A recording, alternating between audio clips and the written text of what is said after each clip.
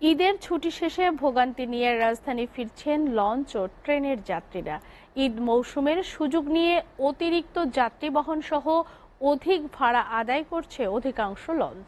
এদিকে ট্রেনে অনলাইনে ফিরতির টিকিট না পেয়ে ব্ল্যাকের টিকিট কেটে ঢাকায় ফিরছেন অনেকেই।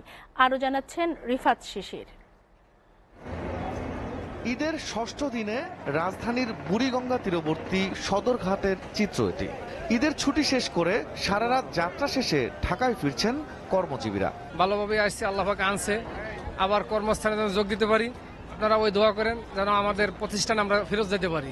তবে নৌপথে চিরাচরিত বিড়ম্বনা পিছু ছাড়েনি দক্ষিণবঙ্গের যাত্রীদের। অতিরিক্ত ভাড়া নেওয়ার পাশাপাশি লঞ্চে নানা হেনস্থার অভিযোগ করেন অনেকেই। আগে 300 টাকা ভাড়াই ছাড়া, এদের মধ্যে ভাড়াই দিছে ভাড়া। কেবিন অনেক বেশি ভাড়া চাচ্ছে, যেমন সিঙ্গেল কেবিন এখন 3000-4000 টাকা চাচ্ছে, আর যেটা বাকি সময় 1200-1500 টাকা যাওয়া যায়। এখন দেখা যায় যে ঈদের যোগ, সেই জন্য 500 টাকা করে নেয়, কিন্তু তারপরও সেই সুবিধা পাওয়া যায় না। তাদের নাকি টাকা দিতে হইবে, আমাদের পার্সেল আমরাই আনছি, তাদের টাকা কিসের জন্য আমরা দেবো?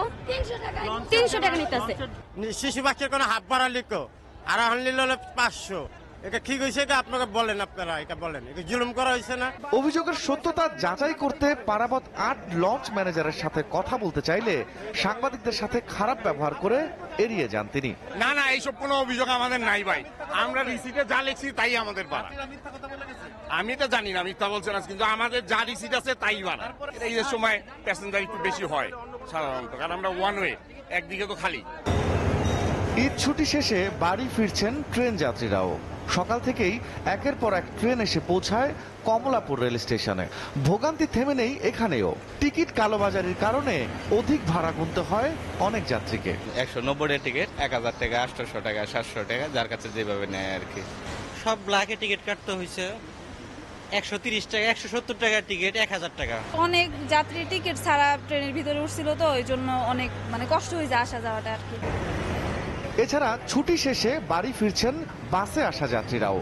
বাস টার্মিনালে একের পর এক দেখা যায় ঢাকামুখী যাত্রীর ভিড়।